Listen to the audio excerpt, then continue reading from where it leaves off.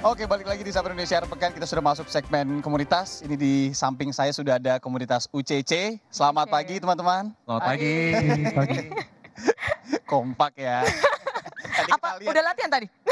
Tadi kita lihat kekompakannya di segmen berikutnya kan main game tuh. Oh iya, langsung kita lihat skillnya ya. Kita kenalan dulu. Kenalan dulu, boleh, udah boleh. dibocorin di depan ini ada ABB. ABB, Mas Ardi, Mas Bayu dan juga Mas Mas Bambang. Nah, Mas Bambang ini ketua komunitas dari UCC. UCC sendiri tuh apa sih, Mas? Sebenarnya UCC itu UDCC.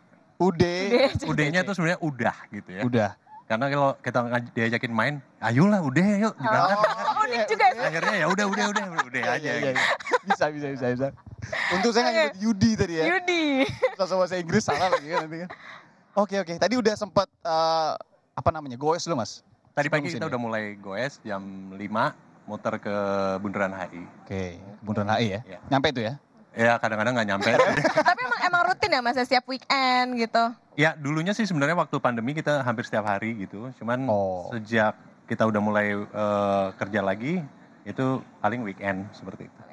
Nah itulah lebih baik sebenarnya WFH itu cocok tuh ya. Soalnya kan waktunya banyak, olahraga lebih banyak. Setuju Mas. Betul sehat ya. Kalau jadwalnya kita ngomongin pas pandemi deh. Dulu UCC sendiri awalnya memang ketika pandemi itu berkumpul karena banyak waktu kosong dan lain-lain gak ada olahraga. Apa sebelumnya sebenarnya sudah? Sebenarnya Mas? kita tadinya nggak gitu, kita cuman main sepeda lipat lah rata-rata, nggak main sepeda road bike. Terus rata-rata udah ngupload di IG kan, kita saling lihat, wah ini pada main sepeda nih.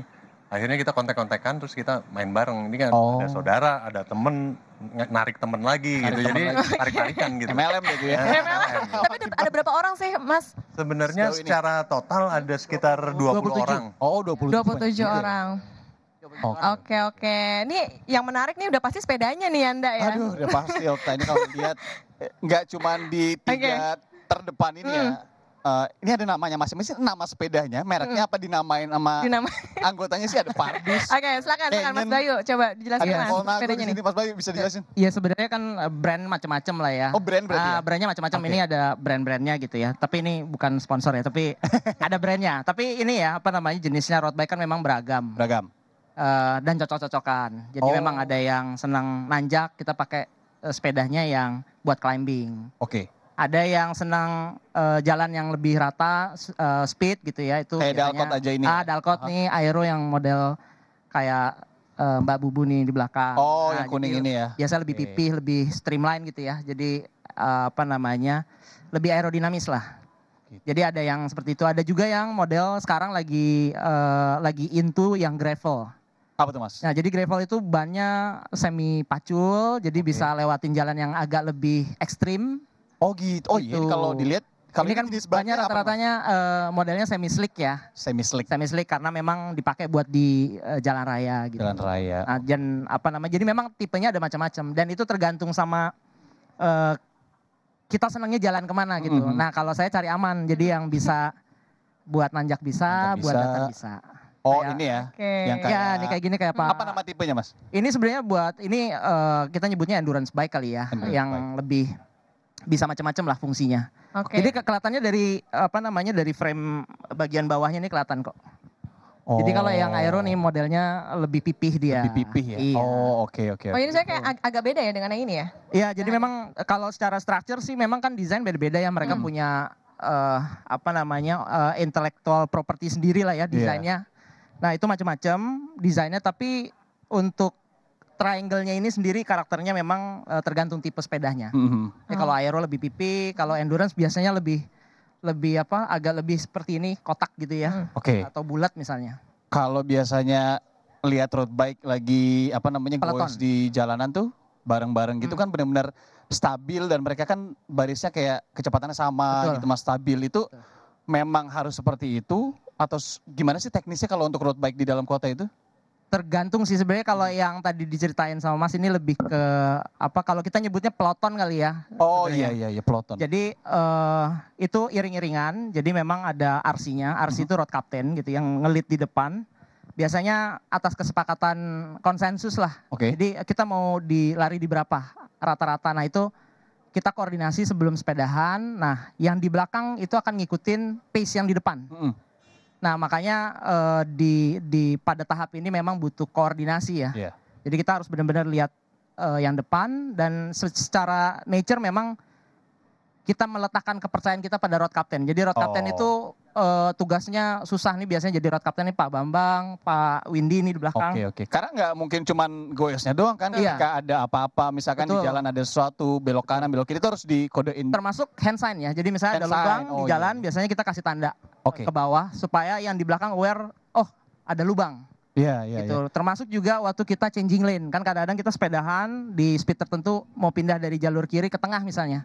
Karena harus di Bundaran HI itu biasanya muter kan. Itu kan kita harus ngambil paling kanan tuh. Nah, dari kiri ke kanan gitu. Dari kanan. Nah, ini butuh koordinasi bagian depan sama belakang. Jadi belakang kan kasih tahu, oke, kanan free, road captain kasih tanda. Kita ambil pindah lane. Jadi kayak baris berbaris lah. Juga sebenarnya. Iya, nggak sesimpel itu juga. Otomatis misalkan saya mau Okta gitu ya, benar-benar awam masih baru misalkan Mas Hari. Itu harus belajar dulu ya ketika baru join, gabung, selain udah tahu caranya, safety-nya dan lain-lain. Pertama kali itu gimana tuh? Cara adaptasinya gimana nih biar bisa ngikutin? Adaptasinya yang paling penting pertama bisa naik sepeda dulu. Itu udah pasti ya. Kalau nggak naik langsung jatuh kan. Jadi bisa naik sepeda dulu. Yang kedua biasanya kita ada basic training ya. Jadi misalnya contoh yang paling simple adalah kita latihan yang basic adalah cadence. Jadi cadence itu berputar lah ya kakinya. Sama sebenarnya kita harus belajar koordinasi untuk gearing karena ini kan gearnya banyak ya. Kalau dilihat rata-rata di depan ada dua gear yang besar, terus yang belakang nih koknya bisa macam-macam, ada yang 10, 11, 12 bahkan ya. Nah itu kita harus tahu kapan harus menggunakan gear itu. Nah itu butuh dicoba sebenarnya karena setiap orang punya pace masing-masing lah. Nah jadi koordinasi, habis itu ya ketika jalan ya memang yang paling penting koordinasi di internal. Jadi kayak contohnya lagi sepedahan, biasanya kalau teman-teman di road bike itu jarang namanya kan kalau lagi sepedahan muter terus kakinya ya. Nah kita biasanya nggak free wheel tuh kakinya diam jadi gitu kakinya itu bisa diam. tuh tapi. Nah kita mengusahakan untuk tidak.